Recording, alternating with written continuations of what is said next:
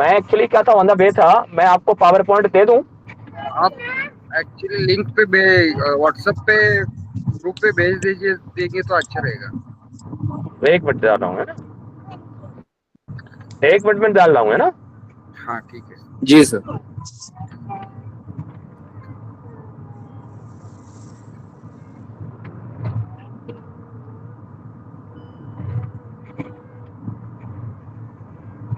देखिए आया। जी सर आ गया। एक्चुअली क्या है कि मैं हूँ ऑन द वे और मैडम का कॉल नहीं लग रहा है, कॉल लग रहा है वो रिसीव नहीं कर रही, पता नहीं क्या हो गया, है ना।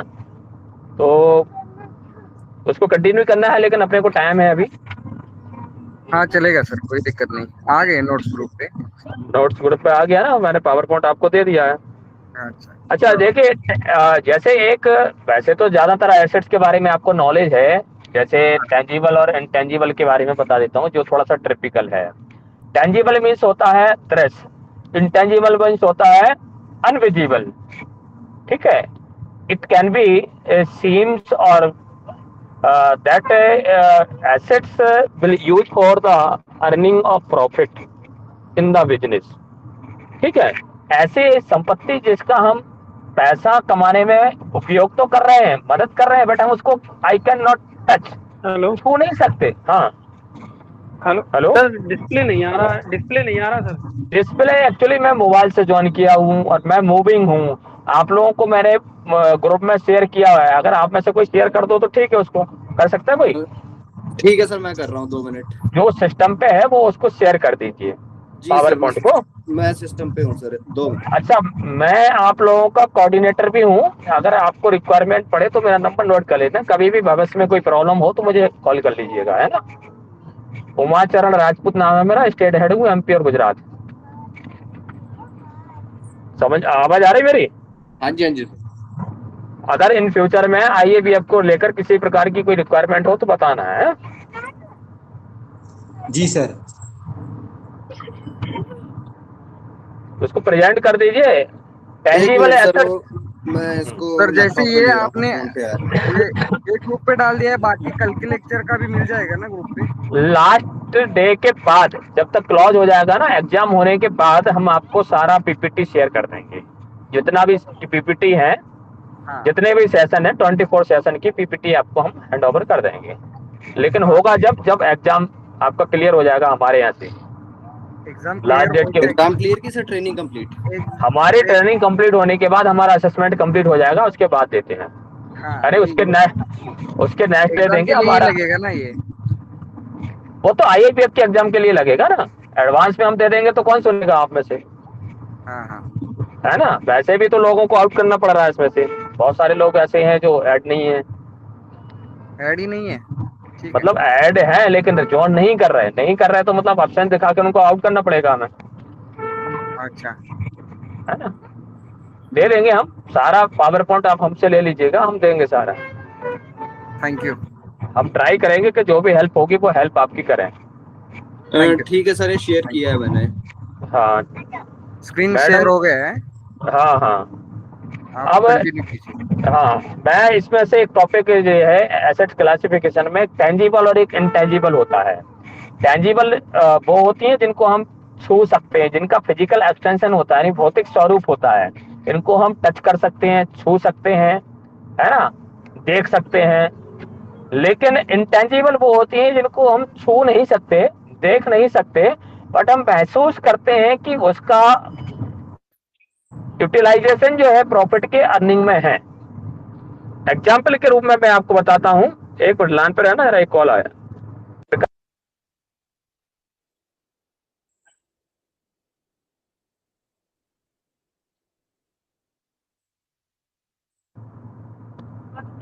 तो देखिए, बहुत सारी एसेट्स ऐसी होती हैं जिसको आप देख नहीं सकते, छू नहीं सकते, लेकिन आपके बिजनेस को अर्निंग करने में बहुत प्रॉफिट करती हैं। फॉर एग्जाम्पल के लिए, आपकी कोई शॉप है, ठीक है, गुडविल सुना है आप लोगों ने? गुडविल, आवाज आ रही मेरी? जवाब दीजिएगा। हाँ जी हाँ गुडविल, जी सर। गुडविल क्या होता है? गुडविल क्या होता है? गुडविल के बारे में कोई थोड़ा, क्या? रेपुटेशन। गुडविल के बारे में थोड़ा सा। हाँ रिकॉर्ड होना चाहिए ना, बैंक का रिपोर्ट अच्छा रिकॉर्ड होना चाहिए। ठीक है, बैंक का भी होना चाहिए। देखिए वो ठीक है, आप कह रहे हैं कि बैंक का अच्छा रिकॉर्ड होना है। गुडविल बिजनेस में क्या गुडविल होती है? गुडविल देखिए, फॉर एग्जाम्पल के लिए मैं आपको बताता हूँ कि कोई आपकी बहुत अच्छा बिजनेस है, उसमें प्रॉपर्टी रखी हुई है, आपके एसेट्स हैं, फर्नीचर है, मशीनरी है और रॉ मटेरियल भी है, जिसकी कॉस्ट लगभग 5 लाख रुपीज है। सपोज करिए 5 लाख है। आप बिजनेस को लास्ट 20 ईयर से रनिंग कर रहे थे अच्छा और बिजनेस की पर मंथ जो सेलिंग थी वो 5 लाख थी। ठीक है, हाँ आप प्रॉफिट अर्निंग करते थे, वो 1 लाख रुपए मंथली अर्निंग करते थे प्रॉफिट। समझ में आ रहा है? 5 लाख की सेलिंग करने के बाद आप 1 लाख रुपया प्रॉफिट अर्निंग करते थे। एग्जाम्पल अगर समझ में ना आए तो हम दूसरा ले लेंगे, है ना? आप समझने की कोशिश करिएगा। ठीक हम है। किसी चीज का बिजनेस कर रहे हैं, उसकी सेलिंग 5 लाख है। 5 लाख में से हमको 1 लाख रुपया क्या होता है? प्रॉफिट होता है। यानी 4 लाख का हमारा क्या होता है? एक्सपेंसेस आ जाता है, या हमारे जो मटेरियल जिसको हम कॉस्ट, उसकी कॉस्ट आ जाती है जिसको हम सेलिंग कर रहे हैं। और 1 लाख रुपया हमारा प्रॉफिट होता है, तो 5 लाख रुपया हम उसको सेलिंग आउट में हमारी अर्निंग सेलिंग होती है। अब आपने बिजनेस को 20 साल से चला रहे थे, अगर वो बिजनेस को आप सेल आउट करना चाहते हैं, कहीं बाहर फॉरेन जा रहा है, मान के चलो आप फॉरेन जा रहे हैं, आप उस बिजनेस को सेल आउट कर रहे हैं, तो सेल आउट करने के लिए आपने कीमत जो मांगी है, कॉस्ट मांगी है, उसकी प्रॉपर्टी की एक्चुअल कीमत क्या है? एसेट्स की और रॉ मटेरियल की 5 लाख है, और आप उसको जो बेच रहे हैं वो 8 लाख में बेच रहे हैं। समझ में आ रहा है ना? तो क्या आप, अगर मैं आपसे कहूं कि मेरा बिजनेस ऐसा ऐसा और ऐसा चल रहा है और आप देख भी रहे हैं, अगर मैं आपसे कहूं कि 8 लाख में ले लीजिए, तो आप ले लेंगे क्या? परचेज करेंगे क्या? नहीं क्यों? क्यों नहीं करेंगे? क्योंकि उसमें रिस्क रहेगा ना, क्योंकि उसके हिसाब से चल रहा है तो हमारे हिसाब से भी चलना चाहिए ना उतने इसमें। देखिए, मैं ये कह रहा हूं, कीमत उसकी 5 लाख है, किसकी? एसेट्स की, और हम 8 लाख रुपया मांग रहे हैं, तो आप देंगे 8 लाख या नहीं देंगे? खरीदेंगे या नहीं? हाँ 5 लाख का है तो 8 लाख देंगे ना। देंगे। क्यों देंगे? उसमें प्रॉफिट भी तो बन रहा है 1 लाख का हर महीना। प्रॉफिट, अभी प्रॉफिट तो कहाँ, अभी तो बिजनेस अर्निंग कर बाद में होगा ना प्रॉफिट तो। अभी तो आप बिजनेस को परचेज कर रहे हैं, जब रनिंग करोगे तब प्रॉफिट होगा। हाँ वही ना, तो 3 लाख रुपया किस चीज की कीमत दे रहा है मुझे? उसकी गुडविल की। गुडविल की। वेरी गुड, यही है। यानी ये गुडविल के 3 लाख रुपया, जबकि 5 लाख का सामान है, 8 लाख हम पेड कर रहे हैं, परचेज कर रहे हैं, तो 3 लाख रुपया जो पेड कर रहे हैं वो किसका कर रहे हैं? गुडविल का। गुडविल का यानी पेड़ करें। एक ऐसी चीज है जिसको हम देख नहीं सकते लेकिन उसकी वैल्यू होती है। हाँ वही। ठीक है, अच्छा और वैल्यू पेड करने से क्या होगा कि हमारा प्रॉफिट अर्निंग होने लगेगा। समझ में आ रहा है? सारे लोग कहेंगे हम नहीं देंगे। क्यों नहीं देंगे 8 लाख? क्योंकि कीमत उसकी कितनी है? 5 लाख है 5 लाख है। ना? तो हम 3 लाख क्यों ज्यादा दें? लेकिन बुद्धिमान लोग जो होंगे, जो बिजनेसमैन होंगे, वो 3 लाख रुपया ज्यादा दे देंगे। क्यों दे देंगे? उनको पता है कि यहाँ इस बिजनेस की बिजनेस हो बन रहा है। गई, है ना? कल के दिन जो चला जाएगा उसे हम परचेज करेंगे और हम भी बैठने लगेंगे, तो हमको भी 1 लाख रुपया महीना बिजनेस में तत्काल से अर्निंग चालू हो जाएगा। हो जाएगा। अदरवाइज हम क्या करेंगे? कोई नया बिजनेस स्टार्ट करेंगे तो 20 साल लग जाएंगे हमको 1 लाख रुपए की प्रॉफिट अर्निंग करने में। लगेगा कि नहीं लगेगा? हाँ इसलिए उसको 3 लाख रुपया ज्यादा दे देंगे। तो ये भी एक हमारी एसेट होती है और इसकी भी वैल्यू होती है। ठीक है, इसके भी वैल्यू के कई मेथड होते हैं, किस प्रकार से आप इसको कैलकुलेट कर देते हैं। ठीक है, तो खैर मेथड पे नहीं जाना, बहुत सारी लंबी प्रोसेस है। अब गुडविल जो होती है वो कई प्रकार की होती है। ठीक है, हाँ इसको आपने ज्यादा गहराई में नहीं जाना, लेकिन नाम बता देता हूँ। कुत्ते के स्वभाव की ख्याति, बिल्ली के स्वभाव की ख्याति, चूहे के स्वभाव की ख्याति, ठीक है, खरगोश के स्वभाव की ख्याति सुना होगा आप लोगों ने। अगर कोई एजुकेशन लाइन से होगा तो उसको नॉलेज होगी, है ना? सही है। वो उसके जिस प्रकार की ख्याति होती है उसके हिसाब से उसका वैल्यूएशन आता है। आता है।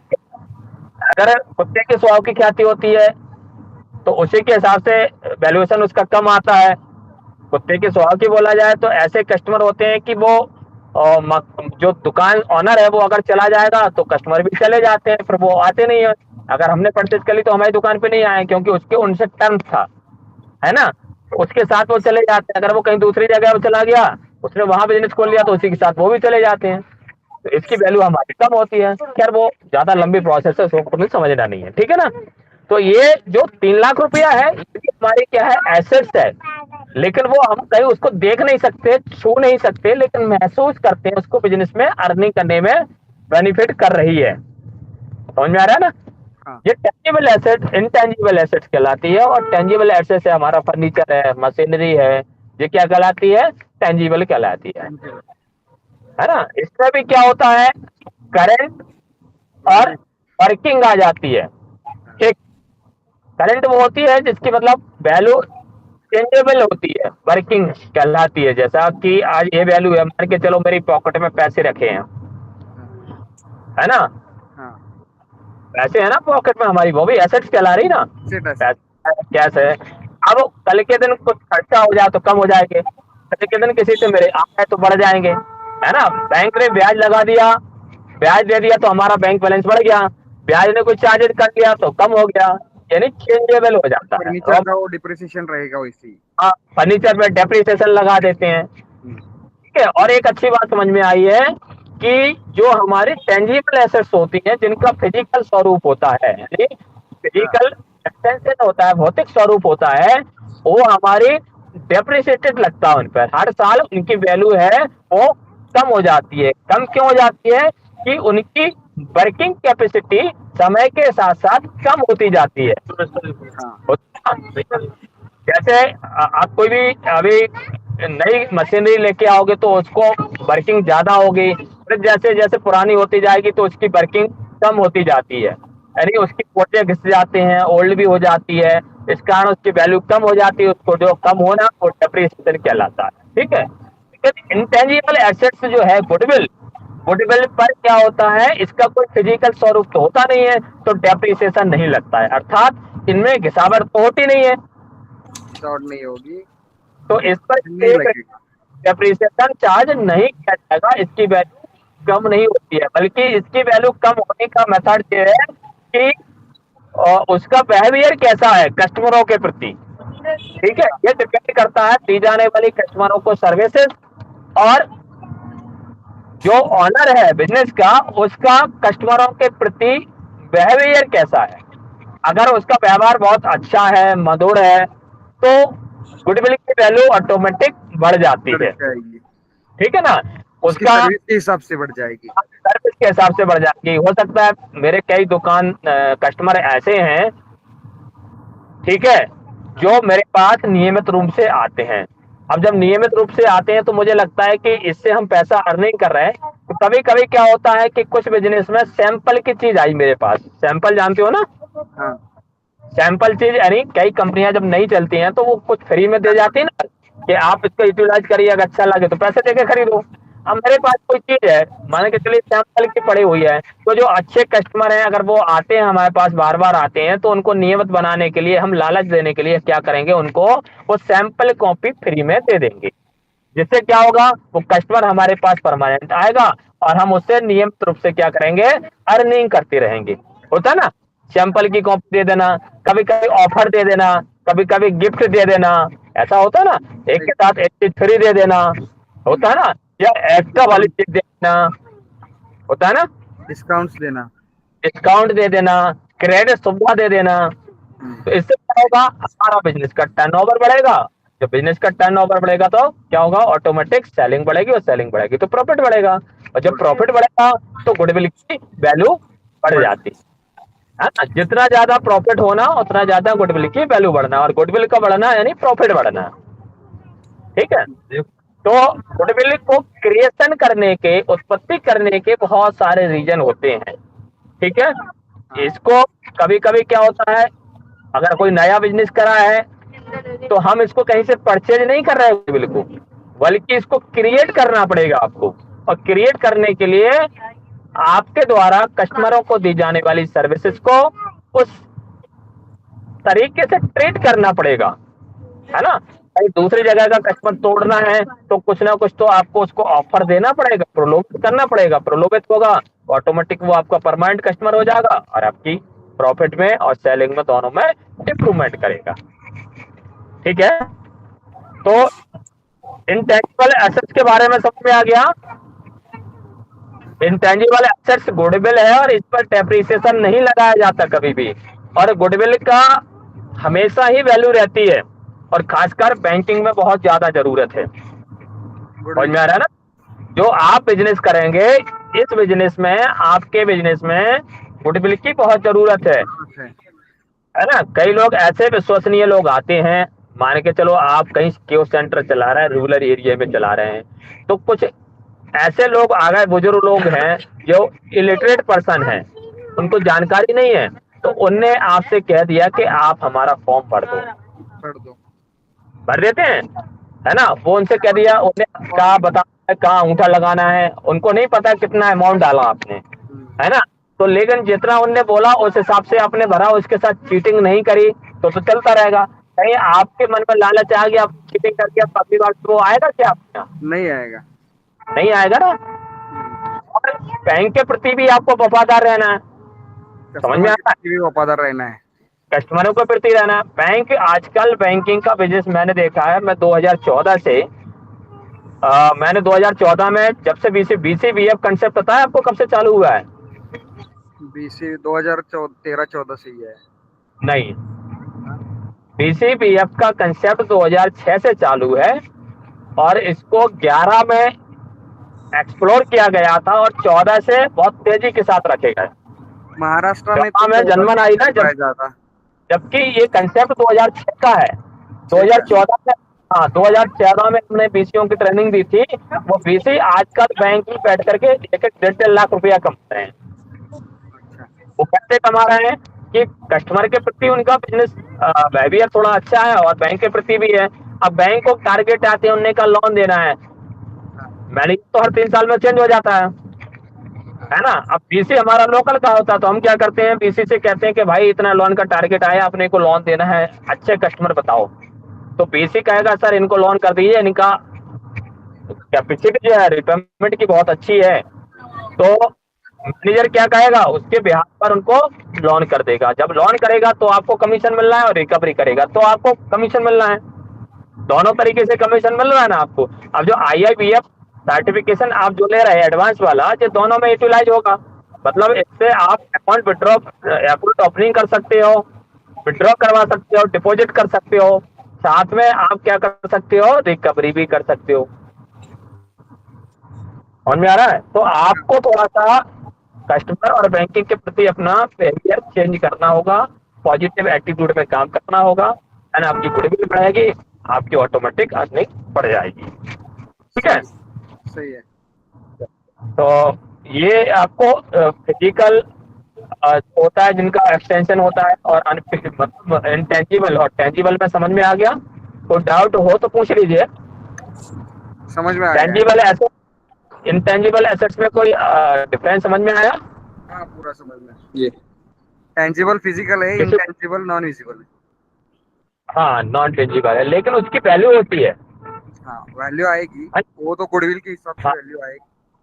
हाँ वो वैल्यू गुडविल ही तो वो एसेट कहलाती है। गुडविल नाम उसका एसेट्स का गुडविल ही है कि इसकी वैल्यू होती है और इस पर डेप्रिसिएशन चार्ज नहीं किया जाता है क्योंकि इसका फिजिकल तो हो नहीं रहा है, तो डेप्रिसिएशन नहीं लगा जाए। फिजिकल है ही नहीं है, फिजिकल होती है उन पर डेप्रिसिएशन लगता है, जैसे फर्नीचर हुआ, मशीनरी हुई। ठीक है ना? सही है। अब इसके बाद अपना टॉपिक आगे बढ़ते हैं। लोन रिकवरी मेथड भी थे इसकी में। लोन रिकवरी वाला थोड़ा सा टाइम अपने पास कम है, 30 मिनट बच्चे हैं, लंच हो जाएगा 1:45 पे, तो रिकवरी वाला वो निकालना जरा। सर ये कौन सा है? हाँ कौन से बोलिए। अरे इसी में होगा, नीचे रिकवरी मेथड होगा। रिकवरी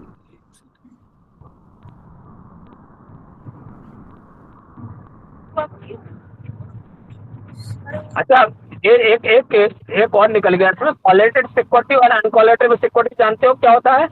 क्या चीज सर? कॉलेटेबल एसेट्स और अनकॉलेटेबल मतलब जिसको हम गिरवी रख के कोई चीज ले लेते हैं ना, वो कोलेटरल क्या होती है हमारी? बैंक में मॉर्गेज रख सकते हो, मॉर्गेज सब सुना है आप लोगों ने? हाँ जी सर। तो बैंक लोन देता है और बैंक को ऐसा विश्वास होता है कि इन फ्यूचर में पैसा ना डूबे, उसके ब्याज में बैंक क्या करता है, प्रॉपर्टी के डॉक्यूमेंट यानी प्रॉपर्टी को क्या करता है, मॉर्गेज रखता है आपके पास, आपकी प्रॉपर्टी को अपने पास मॉर्गेज के रूप में रखता है ना, तो जी वो क्या कहलाती है, कॉलेटेबल सिक्योरिटी कहलाती है, कॉलेटेबल एसेट्स कहलाती है, ठीक है ना। चलिए आगे बताइए थोड़ा सा, चेक करो नेक्स्ट स्लाइड, सब स्टैंडर्ड एसेट। एक मिनट चक्कर खा रहे बहुत रहे।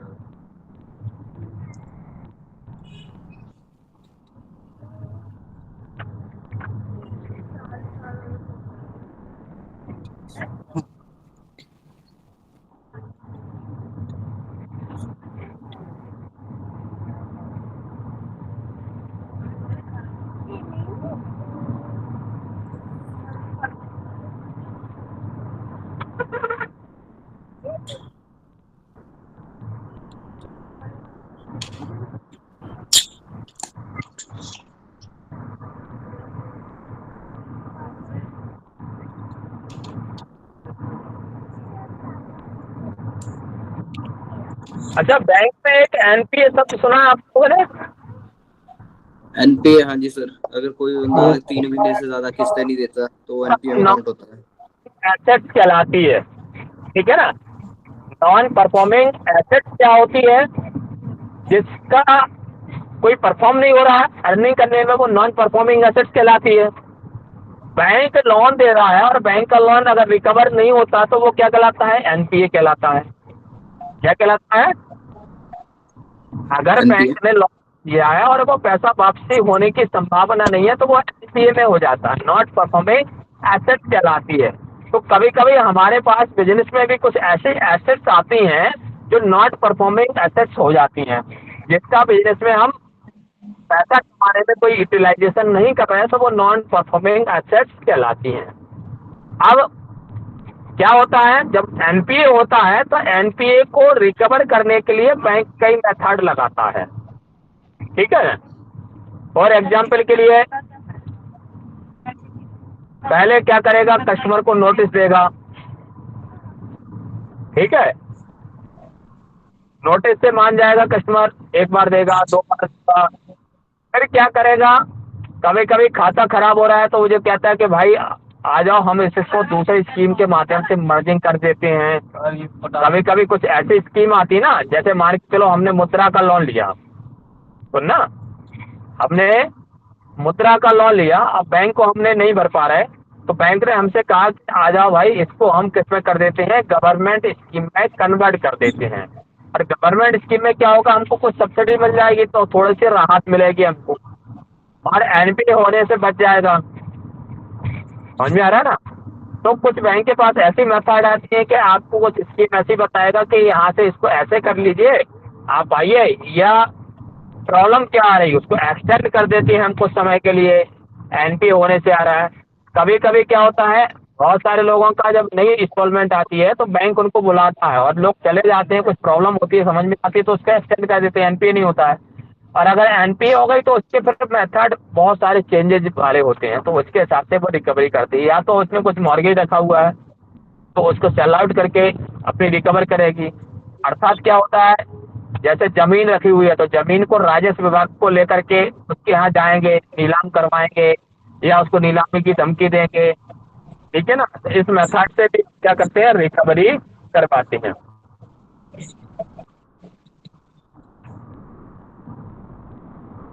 आपने देखा होगा कि जब एसेट्स को हम मॉर्गेज रखते हैं तो उसकी जो वैल्यूएशन होती है उस वैल्यूएशन के हिसाब से ही हमें क्या मिलता है, पेमेंट मिलता है ना।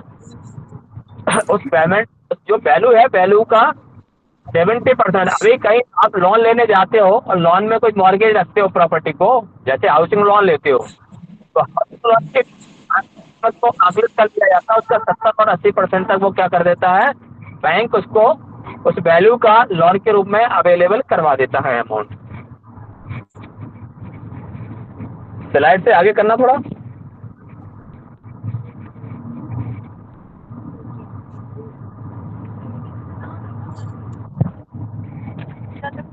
डाउटफुल एसेट वाला है अगला। हाँ, डाउटफुल माने कोई कंफर्म नहीं है, मिल भी जाए नहीं मिल जाए, बैड डेबिट पे चला जाता है, ऐसी एसेट हमारी डाउटफुल एसेट्स कहलाती है ना। उसकी उम्मीद कम हो जाती है, लेकिन ऐसा भी होता है कि मिल भी जाए, है ना। तो डाउटफुल एसेट्स कहलाती है। इसके लिए क्या करता है, जैसे हमारे बिजनेस में भी होती है, तो बिजनेस में हम इसको रिकवर करने के लिए क्या करते हैं, प्रोविजन करते हैं, प्रोविजन फॉर डाउटफुल डेबिट।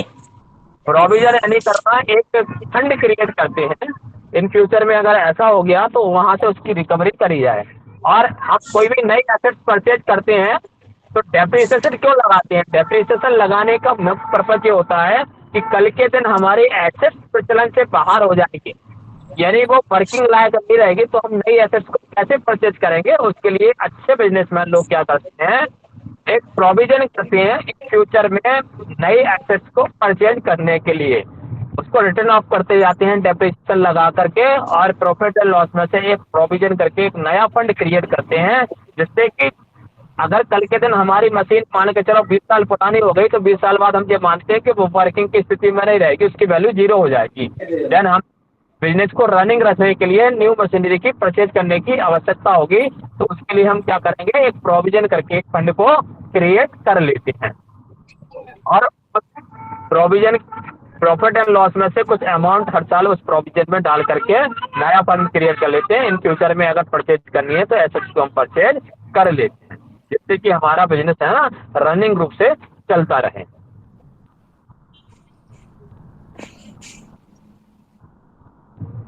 कुछ बिजनेस ऐसे आते हैं जिनको टाइम पीरियड के बाद उस एसेट्स को हमें क्या करना पड़ता है, रिटर्न ऑफ करना पड़ता है, यानी बिजनेस से हटाना ही पड़ता है, करना पड़ता है ना।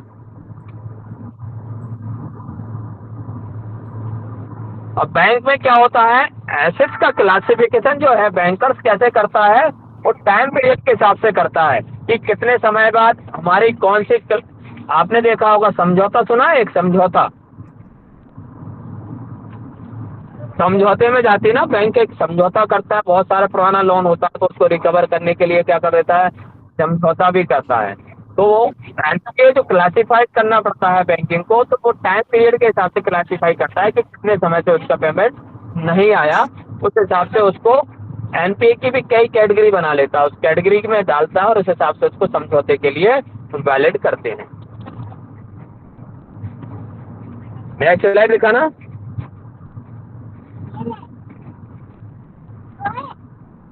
लॉट्स वाली एसेट्स कैसे कहलाती हैं,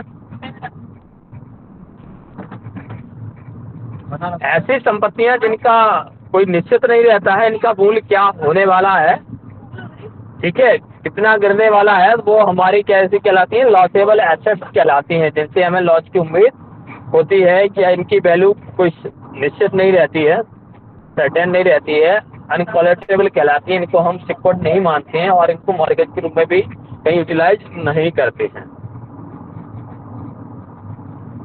और नॉन रिकवरेबल कहलाती हैं जी हमारी ऐसी संपत्तियां। मान के चलो किसी को लोन दे दिया, ये भी हमारी पैसा था जो उसको हमने लोन के रूप में दे दिया, तो वो भी अनसिक्योर्ड कहलाता है।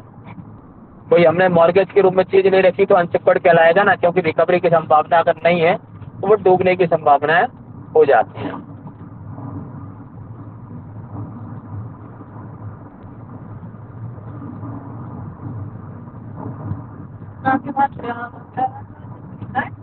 नेक्स्ट दिखाना।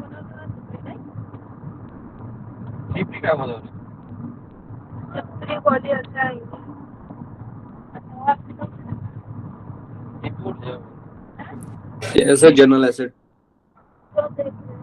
जनरल एसेट में सारी आ जाती हैं, जैसे हमारी कुछ फर्नीचर है, प्रॉपर्टी है, इक्विपमेंट है, टूल है ना, मशीनरी है, बिल्डिंग है, ये सब हमारी क्या होती है, जनरल एसेट्स ही होती हैं।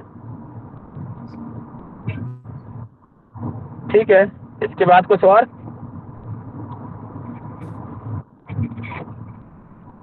प्रोविजनिंग नॉर्म्स, क्या प्रोविजनिंग नॉर्म्स, प्रोविजनल तो मैंने अभी बताया ना कि प्रोविजन करते हैं उसके हिसाब से कि फ्यूचर में आप नेक्स्ट स्लाइड पूछ रहे थे ना, नेक्स्ट स्लाइड में ये था। ठीक है जी, इससे नेक्स्ट देखो। अब अपना लंच का टाइम हो रहा है अपना, लंच तो के बाद देखिए क्या आगे आगे आगे का सेशन 2:15 पे होगा। 2:15 पे होगा। लेंगे, थोड़ा सा लंच का टाइम बढ़ा देते हैं, है ना। ठीक है, चलेगा देखिए सर। हमने ये दे दिया आपको, पावर पॉइंट दे दिया है, अगर कुछ डाउट लग रहा हो किसी को तो पूछ लीजिए। चेक कर लेंगे, कोई दिक्कत नहीं। आपको पर्सनली एक- कॉल कर सकते हैं, पर्सनली मैसेज डाल सकते हैं ना, हाँ जो आपने बिल्कुल नंबर डालें। दिया है उसमें। हाँ, किसी भी समस्या का समाधान आपका हम ही करेंगे, इन फ्यूचर में थैंक कोई भी समस्या हुई इससे रिलेटेड, ठीक है। और इसके अलावा आप लोगों को अप्रोच करनी है, बहुत सारी स्कीम चल रही हैं, स्कीमों में तहत आप पीसी बनने के लिए अप्रोच करिएगा। सभी लोग कर रहे हैं, कोई वर्किंग में है अभी? सर प्राइवेट कंपनीज के साथ कर रहे हैं फिलहाल मनी ट्रांसफर का। गवर्नमेंट बैंक क्यों नहीं कर? सर गवर्नमेंट बैंक के साथ फिर एक रिस्ट्रिक्शन ये आ जाती है, अब जैसे हमारे यहाँ पे हमारे को नेपाल मनी ट्रांसफर वगैरह भी करना पड़ता है, तो डायरेक्टली कोई गवर्नमेंट बैंक ये चीज अवेलेबल करवाता नहीं है, तो उसके लिए थर्ड पार्टी जब हम पोर्टल लेते हैं तो उसमें हमारा यस बैंक का और फिर अदर बैंक की आईडी भी क्रिएट होती है। तो फिर उसमें बैंक वाले ये परेशान करते हैं कि आप बैंक का छोड़ के कोई दूसरा नहीं चला सकते, क्योंकि मेरे पास डिस्ट्रीब्यूशन भी है, तो मैंने औरों को एजेंट आईडियां दी है, तो मेरे 2-3 एजेंट ऐसे थे जो डीएसए यूको जानते हो? बैंक से डीएसए ऑपरेट कर। जी आप लोग डीएसए वर्ड सुना आप लोगों ने? डीएसए डीएसए सर सुना तो था, लेकिन इसके बारे में मेरे को प्रॉपरली इंफॉर्मेशन है नहीं। और कोई बता पाया था? डीएसए में आजकल बहुत अर्निंग है। डीएसए क्योंकि मेरे को यहाँ एक्सिस बैंक वाले कह रहे थे डीएसए के लिए कि अकाउंट ओपनिंग वगैरह मिलेगी, लोन्स वगैरह की लीड्स डाल सकते हैं। हाँ, जी डीएसए क्या होता है? डायरेक्ट सेलिंग एजेंट होता है। डायरेक्ट सेलिंग एजेंट बोले तो कि बैंकिंग के जो लोन करवाता है उस जी लोन पर उसको एक्स्ट्रा बेनिफिट मिलता है। यानी एक्स्ट्रा बेनिफिट बोले तो कुछ उसका परसेंटेज होता है ना। वो जी अलग जी अलग बैंकों का अलग अलग होता है, तो उसके लिए बैंक एक एग्जाम लेती है, उसके थ्रू आपको, जैसे बीसी के लिए हो रहा है ना आपका, इसी प्रकार अच्छा डीएसए के भी लोन।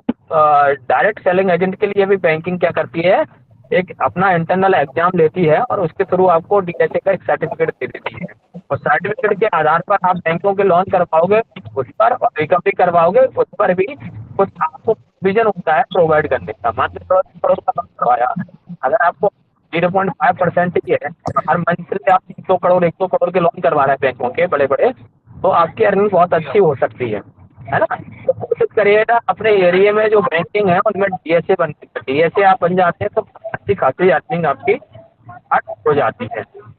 हाँ जी सर, इसके बारे में यहाँ एक्सिस बैंक वालों ने बताया था, और कुछ कमीशन वगैरह का भी वो बता रहे थे कि सीएससी के थ्रू ये मिलता है। हाँ, आपके अभी जो सेशन आने वाले कल मिलने वाले हैं वो सारे बैंक के एजीएम और डीजीएम हमारे यहाँ से जो सेशन ले रहे हैं ना, सारे जी लोग बैंक के एक्सपर्ट हैं। जो, और खासकर एसबीआई बैंक हमारे देश का बहुत बड़ा बैंक है, उसके एजीएम और डीजीएम है। एजीएम और डीजीएम बोले तो जो अथॉरिटी रहे हैं कि जो बैंकों में पॉलिसियां बनाते हैं, पॉलिसी मेकिंग बनाते हैं ना, तो पॉलिसी में भी इन्वॉल्व रहते हैं ये लोग। तो आप उनसे पूछ सकते हो कि इन फ्यूचर में हमारा क्या फ्यूचर है बैंकिंग में। समझ में आया? अरे आपको- हेलो सर। हाँ, हेलो। बोलो, बोलिए। हाँ, सर कितने हाँ, दिन के बाद हम लोग को सर्टिफिकेशन मिलेगा कोर्स कंप्लीट होने के? और उससे आपका कब खत्म हो रहा है? ये तारीख को खत्म होता है ना, 3 से 9। 10 तारीख को सर लास्ट। 10 तारीख को सर। संडे पड़ता है बीच में, को, संडे तो ऑफ है। को कौन सा 13 तारीख को सर्टिफिकेट मिल जाएंगे आपको। 13 ठीक है। नेक्स्ट जो रहेगा 11, 12, 13 के साथ होलिडे वगैरह पड़ रहा है। 13 तारीख सर संडे है। तब आपको सर्टिफिकेट मिल जाएंगे, इवनिंग तक ग्रुप में हम सेट कर देंगे। ठीक है, कोई टेक्निकल इशू नहीं रहा सर तो अभी तो ये ट्रेनिंग सर्टिफिकेट मिलेगा ना, इसके बाद हमारे को आईआईबीएफ के लिए अलग से एग्जाम अप्लाई करना पड़ेगा। ट्रेनिंग सर्टिफिकेट के बाद आपको एक ट्रेनिंग आईडी देंगे और पासवर्ड भी होगा उसका आपकी डेट ऑफ बर्थ। और ट्रेनिंग आईडी जो हम प्रोवाइड करेंगे वो ट्रेनिंग आईडी को आपको आईआईपीएफ का एग्जाम फॉर्म देने में यूटिलाइजेशन किया जाता है। हम लोगों की क्लियर कॉपी ले रहे हैं, ब्लर कॉपी होने के कारण बहुत सारे रिजेक्ट हो रहे हैं, लेकिन हमने आप लोगों की फाइनल क्लियर कॉपी इसलिए मांगी है कि आप लोगों का ब्लॉक ना करें, वो ब्लॉक करते रहने को। फिर भी अगर कोई ऐसी समस्या है तो उसके लिए कांटेक्ट आप हमको कर सकते हैं, हम उसको एडवाइस करवाएंगे, ठीक है ना। और ट्रेनिंग आईडी आपको जो प्रोवाइड करेंगे वो आईएबीएफ के फॉर्म में लगेगी। ट्रेनिंग आईडी के आधार पर आप क्या करोगे, आईएबीएफ का फॉर्म भरेंगे, फिर करेंगे। ये ट्रेनिंग आपकी 9 महीने के लिए वैलिड है। 9 महीने में आपको आईएबीएफ का एग्जाम निकलना है और अधिकतम 3 अटेम्प्ट कर सकते हो आप। 3 अटेम्प्ट या 9 मंथ का टाइम पीरियड रहता है, इसमें आपको क्वालिफाइड ही करना है। क्वालिफाइड कर जाओगे तो देन आपको सर्टिफिकेट वहां से आईआईबीएफ से मिल जाएगा, जो वर्किंग में काम आएगा। 3 अटेम्प्ट बोला ना सर आपने? हाँ, मैक्सिमम 3 अटेम्प्ट या 9 मंथ। अब पता चला है कि 9 मंथ 8 महीने में जाके एग्जाम देता तो एक ही एग्जाम दे पाए, तो फिर वो 9 महीने होने के बाद फिर वो एक ही एग्जाम में क्वालिफाइड नहीं किया तो आगे एग्जाम नहीं दे पाओगे। फिर से सर्टिफाई करना मैक्सिमम पड़ेगा सर। 9 महीने होने क्या? के बाद अगर कोई कारणवश के अप्लाई नहीं किया या कुछ हो गया तो उसको फिर से एग्जाम देना पड़ेगा सर्टिफिकेशन के लिए? नहीं,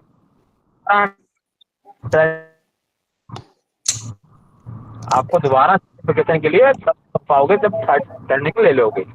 ट्रेनिंग आपकी 9 महीने के लिए वैलिड है, या 3 अटेम्प्ट या 9 महीने, समझ में आया ना। तो इसलिए अच्छे से तैयारी करिए, है ना। क्लियरली सुन लीजिएगा, पावर पॉइंट हम लोगों को दे देंगे, कोच पटेल ये दे देंगे। और सर इसकी एक आईआईबीएफ की बुक आती है, बुक की डिटेल हम दे देंगे, उसको परचेज कर लेना आप लोग। बुक परचेस कर लिए हैं हम सर। ये स्टडी मटेरियल थोड़ा दे दीजिएगा, जो हाँ, क्वेश्चन वगैरह होता है वो सब थोड़ा हाँ, प्रीफर कर दीजिएगा। अब बुक का थोड़ा लिंक भी सा ग्रुप हेल्प में दे होगा। देना, अब हमारे पास तो अवेलेबल नहीं है फिलहाल ना। बुक का हम आपको इंक्लूसिव दे बैंकिंग बिजनेस करेस्पोंडेंट नाम है। बिजनेस की जो बुक हमारे यहाँ बिजनेस करेस्पोंडेंट इंक्लूसिव बैंकिंग। जो ज़्यादा यूज हो रही है बिजनेस में आजकल, उससे से 100% क्वेश्चन आते हैं। उसको हम करके और पब्लिकेशन का नाम बताते हैं, ठीक है। और कोशिश करेंगे कि मैक्सिमम क्वेश्चन आंसर आप लोगों को दे दें, जिससे कि आप कर सको, वही ठीक सर। है। ठीक है, ठीक है, दे देंगे। और थोड़ा कुछ हेल्प क्वेश्चन? कीजिएगा सर। ठीक है, ठीक हाँ, है। हेल्प करूँगा। ठीक है, मैडम छोड़ के चली गई थी सेशन, इसलिए मजबूरी में थोड़ा सा लेना पड़ा। बाकी के आगे के शेड्यूल आपके फाइनल हैं, लगे हुए हैं सेशन। सवा 2 से लंच है आपका, सॉरी 2:15 से फिर नया सेशन चालू होगा। जो आपको फैकल्टी हैं देवास जी अपनी नहीं बोलेंगे, आपके रमेश बाबू झा के बाद देवास जमनी जी लेंगे। अटेंडेंस पूरी है आप लोगों की? डेली रिटेस्ट कर रहे हैं ना? हाँ तो सर, अटेंडेंस अलग से कहीं attendance मार्क तो नहीं करनी ना? हम डायरेक्टली यहाँ ज्वाइन कर रहे हैं, यहाँ से अटेंडेंस काउंट हाँ हो रही है ना हमारी? ये यहाँ से रिकॉर्डिंग भी होती है आपकी, है ना। ठीक है डिपार्टमेंट रिकॉर्डिंग कर रहा है, आईएएफ रिकॉर्डिंग कर रहा है, हम लोग भी कर रहे हैं, हमारा हेड ऑफिस वहाँ आपकी मदद कर रहे हैं। दूसरे सेशन की रिकॉर्डिंग हमारे को मिलेगी बाद में? सेशन की रिकॉर्डिंग देखता हूँ, सारे सेशन की रिकॉर्डिंग कैसे प्रोवाइड कर सकता हूँ, बहुत लंबी हो जाती है ना। नहीं सर, इसमें ये है कि एक पोर्टल पे अगर आप अपलोड कर दे तो हम सब लोग वहां से डाउनलोड कर सकते हैं। मैं ये नहीं कह रहा कि इंडिविजुअल हर पर्सन को शेयर करो। अपना अगर गूगल ड्राइव वगैरह में अपलोड हो जाए, 15 GB का फ्री स्पेस मिलता है गूगल ड्राइव पे, तो वहां से आप लिंक शेयर कर सकते हो, हम सब लोग डाउनलोड कर लेंगे इजिली। पावर पॉइंट तो श्योर है, हम दे देंगे पावर पॉइंट और क्वेश्चन आंसर दे देंगे, लेकिन रिकॉर्डिंग का श्योरिटी नहीं कर पा रहे हैं, है ना। ठीक है सर। सर रिकॉर्डिंग ये करवा दीजिए। हाँ, ये पावर क्वेश्चन जो है जो मेरे उसमें है वो मैं आपको प्रोवाइड कर सकता हूँ, वो कुछ डिटेल है ना। लेकिन वो करवाएंगे आपको 11-12 तारीख में, कोई इशू नहीं सर, है ना, जिससे कि आप अच्छे से तैयारी कर सको और फर्स्ट अटेम्प्ट में ही निकल जाओ। और भी कोई क्वेरी हो, क्वेश्चन आंसर किसी प्रकार का हो तो आप पूछ सकते हो, समय समय पे मैं आऊँगा ग्रुप में शेयर कर सकते हो, है ना। कोशिश करूँगा नंबर लास्ट सेव में। कर लिया है आपका ग्रुप से? हाँ, एग्जाम मैं ही लूँ, मेरा नंबर होगा ना उसमें ग्रुप में? ग्रुप में सर नंबर है, मैंने सेव कर लिया है। आचरण राजपूत के नाम से होगा, यस यस। है ना। प्रवीण शर्मा भी हमारे यहाँ से हैं कोऑर्डिनेटर, वो भी आपकी हेल्प करेंगे। दिवास जमनी भी हैं, वो भी आपकी हेल्प करेंगे, है ना। अगर हम नहीं उठा पाते तो इन लोगों से भी संपर्क कर सकते हो आप, पॉसिबल कोशिश करेंगे 100% आपकी मदद करी जाए। और ये सर आईआईएफ का थोड़ा ये जो है ना, प्रीफर कीजिएगा कि हमारे क्वेश्चन को जो आगे आए इस ऐसी कोई दीजिएगा थोड़ा। वैसे तो हम जो नोट प्रोवाइड करेंगे आपको, पावर पॉइंट प्रोवाइड करेंगे, कुछ आंसर करेंगे, उन्हीं में से अगर आप सही से पढ़ लो तो क्वालिफाइड हो जाओगे, उन्हीं में से आता है ज़्यादातर, है वही ना? सर, क्योंकि क्योंकि दिया गया है हमने, वो आई ने ही बना के दिया वो, और उसी के हिसाब से हमने फैकल्टी को डायरेक्शन दिए हैं, है ना? उसी के हिसाब से फैकल्टी ने हमारे पावर पॉइंट और क्वेश्चन आंसर प्रिपेयर किए हैं जो आपको दे रहे हैं। और सारे लोग बैंकर हैं, आपको जो भी उसमें क्वेश्चन आता है आप पूछ सकते हो। आप जब सेशन के टॉपिक में उस टॉपिक से रिलेटेड क्वेश्चन है तो आप सारे क्वेश्चन को क्लियर कर लिए।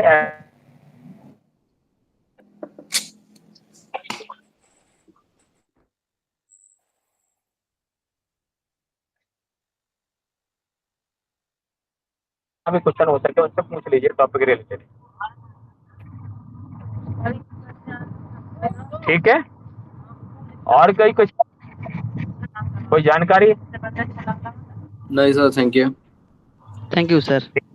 तो एसेट क्लासिफिकेशन और रिकवरी ऑफ मेथड आप थोड़ा सा पढ़ लीजिए। अभी एक टॉपिक जिसको दोबारा रिपीट भी करवाएंगे हम, प्रदीप श्रीवास्तव जी का सेशन है एक दिन, है ना? रिकवरी ऑफ मेथड का पूरा है उनका, और एसेट क्लासिफिकेशन भी है उसमें, दोबारा रिपीट होगा यही सेशन आपका, ठीक है? एक में पावर पॉइंट दे रखा, जितनी नॉलेज थी वो हमने आपको अपने से बता दिया है, बाकी दोबारा में प्रदीप श्रीवास्तव आपको लेंगे, उनका टॉपिक दिया है मैंने इनको फिर दोबारा, तो उस दिन आपका ये पूरा कवर हो जाएगा,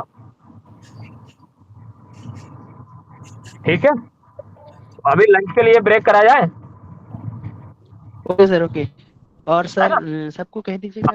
हाँ ठीक है सर, लंच ब्रेक। अभी ब्रेक करते हैं और 2:15 पे फिर से ऐड हो जाइए जॉन कल, ना सर? ठीक है, फिर मैं लेफ्ट कर रहा